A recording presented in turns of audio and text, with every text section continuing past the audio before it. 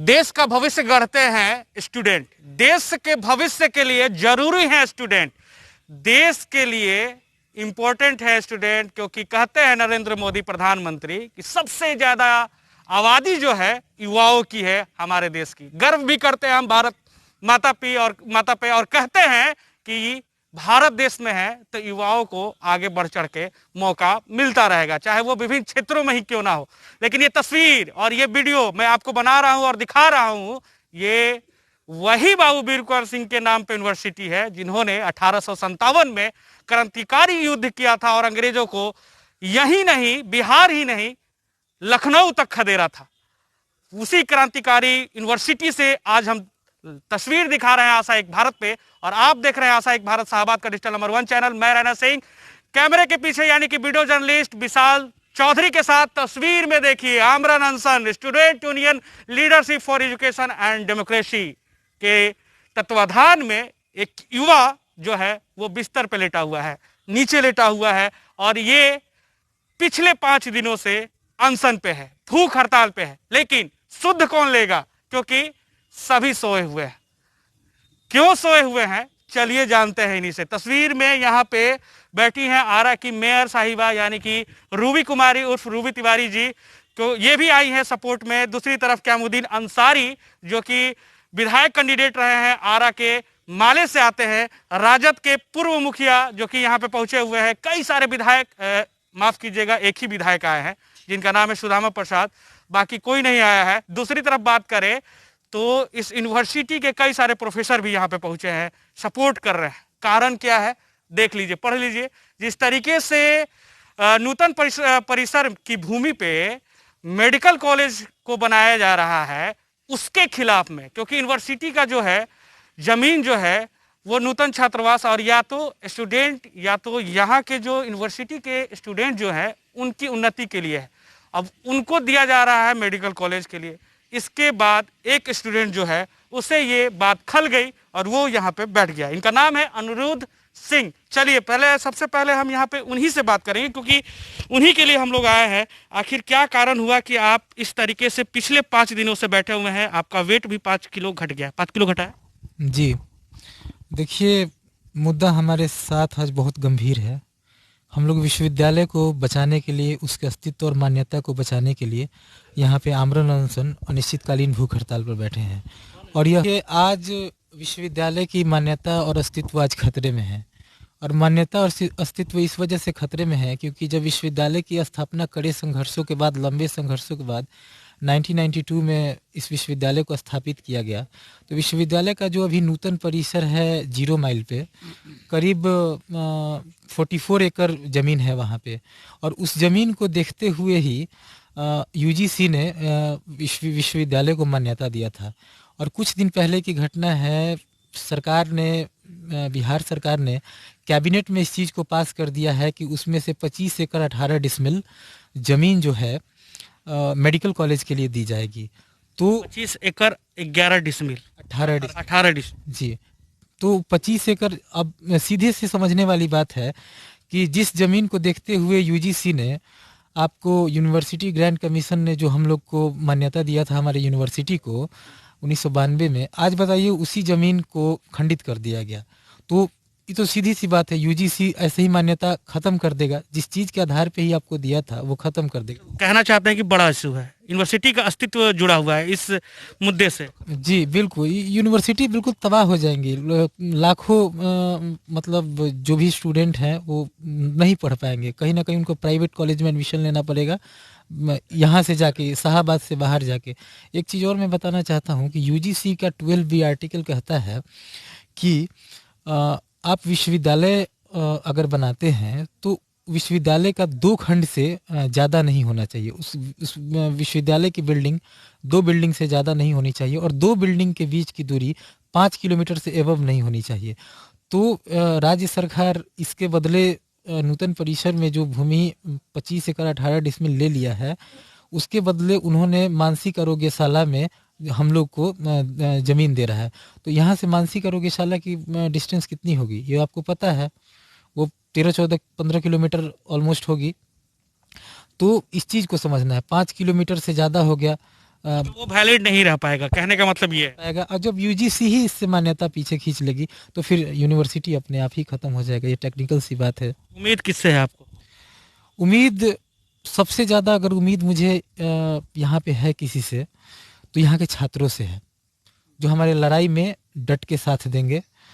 और दूसरी उम्मीद है हमारे टीचर, जो इस विश्वविद्यालय को बचाने के लिए लगे हुए हैं। लगे हुए हैं, आपके साथ आए हैं वो? जी बिल्कुल, टीचर्स एसोसिएशन हमारे साथ खड़ा है, हमारे साथ बैठता है, उठता है।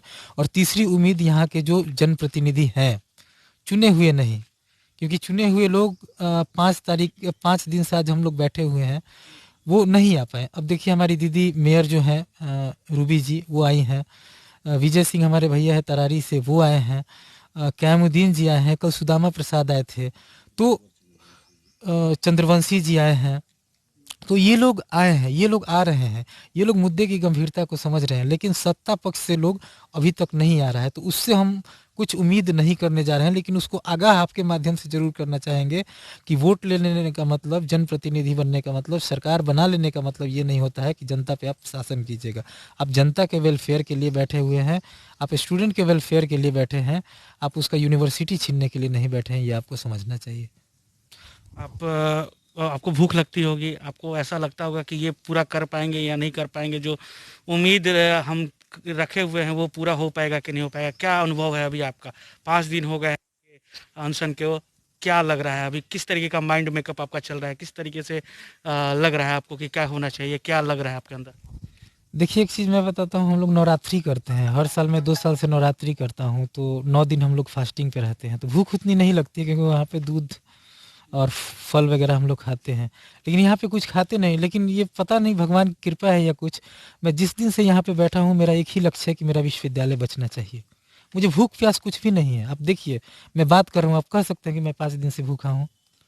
मैं कड़े शब्दों में आपके माध्यम से माननीय नीतीश कुमार मुख्यमंत्री और यहाँ के जनप्रतिनिधियों को चेतावनी देता हूँ कि यह आंदोलन आगे और उग्र होगा, और इसको हम लोग दिशा देंगे और इसको रचनात्मकता देंगे। अगर आप नहीं माने, अगर आप ये ठान ही लिए हैं कि हमारा यूनिवर्सिटी आप ले लीजिएगा, तो आप ये मतलब भूल में है, क्योंकि यूनिवर्सिटी शाहाबाद का शान है। जी, यूनिवर्सिटी शाहबाद का शान है। और तस्वीर देखिए, ये बैठे हुए हैं, यहाँ पे लेटे हुए हैं। 5 किलो वेट घटा है आपका। क्या क्या डॉक्टर की रिपोर्ट, डॉक्टर विजिट करने आए, कितना रिपोर्ट आपका बताया गया, किस तरीके से कहा गया? कोई प्रेशराइज हो रहा है कि आप अनशन तोड़े हैं, आपकी बात मानी जाएगी, या कुछ आश्वासन मिला आपको? क्या लग रहा है? नहीं, जो करीबी लोग हैं वो बोलते हैं कि यहाँ की जो सरकार है और व्यवस्था जो है वो पहली वाली व्यवस्था नहीं है, तो आपको थोड़ा मतलब सोच समझ के लड़ना चाहिए। लेकिन मैं उनको बताता हूँ कि वो एक पंक्ति है ना कि जिंदा रहना है तो हालात से डरना कैसा, और जंग लाजिम हो तो लश्कर नहीं देखे जाते। ये यूनिवर्सिटी इतना बड़ा मुद्दा है, शिक्षा इतना बड़ा मुद्दा है मेरे लिए कि मैं इससे समझौता नहीं कर सकता हूँ। अगर जान पे खेल के भी इस विश्वविद्यालय को बचाना पड़े तो मैं इसमें पीछे नहीं हटूंगा। और इस चीज़ आप देख रहे हैं, हम लोग रात में यहाँ सोते हैं, मच्छर काटता है, हम लोग सो नहीं पाते हैं। हम बताते हैं आजकल डेली हम लोग 2.5 घंटा 3 घंटा ही सो पाते हैं। हमारे साथ अमित सिंह गौतम हैं, और एक और मनमीत जी हैं जो गोपालगंज से आए हुए हैं, वो अभी किसी काम से बाहर गए हैं। हम लोग 3 लोग, और भी लोग साथ आते रहते हैं, जैसे चंदन जी हैं, हाँ पवन सत्यार्थी भी रात में हमारे साथ रुकते हैं। तो हम लोग लड़ते हैं, और ये लड़ाई सिर्फ मेरी नहीं है। भूख आमरण अनशन पे मैं जरूर बैठा हुआ हूँ, लेकिन ये सब पिलर हैं आपके। सब ये हमारे पिलर हैं, और बिना इनके मैं आगे नहीं बढ़ सकता हूँ, और बिना यहाँ छात्रों और शिक्षकों और जनप्रतिनिधियों के माध्यम से ही मैं आगे बढ़ सकता हूँ। समर अभी शेष है, लिखा भी है आपने, टाइटल ऊपर में दिया। समर शेष है, और सत्ता निरंकुश नहीं रहे, इसलिए समर हमेशा शेष रहेगा। इस बात को याद रखिएगा आप। वीर कुंवर सिंह की भूमि से आते हैं, कुछ याद है उनकी कुछ बातें? वीर कुंवर सिंह की बातें तो मुझे नहीं याद है, लेकिन उनके संघर्ष को हम लोग पढ़ते हैं, जो बाजू काट देना, ये सब जो है, इससे हम लोग को प्रेरणा मिलती है। और इस भोजपुर की मिट्टी की ही आज ताकत है, और वीर कुंवर सिंह के क्रांति का ही आज कहीं ना कहीं धरोहर है, जिसको हम लोग संभाले हुए हैं और सत्ता को अपने शब्दों में जवाब दे रहे हैं। ज़्यादा बात नहीं करेंगे आपसे, क्योंकि आप अनशन पे बैठे हुए हैं। चलिए यहाँ पे एक चीज़ रैना जी, आपके माध्यम से मैं जनता को आश्वस्त कर देना चाहता हूँ कि हम लोग मेडिकल कॉलेज के विरोध में नहीं हैं। देखिए 25 एकड़ में कोई मेडिकल कॉलेज नहीं बनने जा रहा है। एक बात आप लोग जानिए, छपरा में मेडिकल कॉलेज बना था, आज वहाँ पे गाय और भैंसें चरती है। तो आज हम लोग यहाँ पे विश्वविद्यालय को बचाने के लिए तो बैठे ही हुए हैं, साथ में इसलिए भी बैठे हुए हैं क्योंकि हम लोग के शाहाबाद में एक भव्य मेडिकल कॉलेज का निर्माण हो, जो पूरे बिहार का शान हो और पूरे भारत में उसका स्थान हो, और हमारे बच्चे बच्चियाँ पढ़ के एक अच्छे डॉक्टर बने। ये सब नहीं कि महाराजा कॉलेज जैसा आप 4 रूम का इंजीनियरिंग कॉलेज खोल दिए और कागज़ पे दिखा दिए कि हमारा कोई इंजीनियरिंग कॉलेज दे दिए। तो अगर ये आपका विकास का पैमाना है तो इस विकास के पैमाना को हम नहीं मानते हैं, और जो आप विकास को परिभाषित कर रहे हैं वो परिभाषा कम से कम हमारे जैसे युवा तो नहीं मानेंगे जी। आखिरी सवाल, कब तक अनशन जारी रहेगा? जब तक कोई ठोस निर्णय सरकार नहीं देती है, जब तक कोई आम समझौता इस पे नहीं हो पाता है, तब तक हम लोग इस अनशन को तोड़ने नहीं जा रहे हैं। हम सीधे स्पष्ट बात भाषा में बोल पा रहे हैं, आज अनिरुद्ध कुछ भी है तो वो सिर्फ यह वीर कुंवर सिंह यूनिवर्सिटी के बदौलत ही है। अगर नहीं यूनिवर्सिटी रहता तो मैं कुछ नहीं रहता। घर से प्रेशर आता है कि नहीं? मम्मी पापा क्या सोचते हैं, किस तरीके से रिएक्शन रहता है? घर परिवार भी देखना होता है। माँ पापा आपको कह रहे होंगे कि आपको इतना बड़ा किए, ये कि अगर कुछ हो गया तो फिर उनका क्या होगा?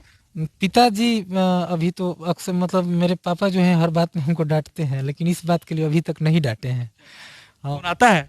हम लोग खेलने मतलब खेलने वालने चले जाते थे तो बार बार फ़ोन करते थे घर आने के लिए, अभी भी करते हैं, अभी भी हम लोग खेलते हैं, लेकिन इस मुद्दे पे अभी तक नहीं बोला है। माँ जरूर थोड़ी चिंतित जरूर है, लेकिन वो चिंता शो नहीं कर रही है क्योंकि पता है कि मैं अगर वो करेगी तो थोड़ा मेरा बीपी लो अप हो सकता है, उनको ये बात पता है। फ्लक्चुएट कर रहा है आपका? किस तरीके का रिपोर्ट है बीपी का? मैंने पढ़ा कल अखबार में कि बीपी भी आपका लो हो रहा है, किस तरीके से? हाँ, बीपी फ्लक्चुएट कर रहा है, कभी लो कभी 2.2 पर, फिर 4 पॉइंट नीचे। कितना रह रहा है?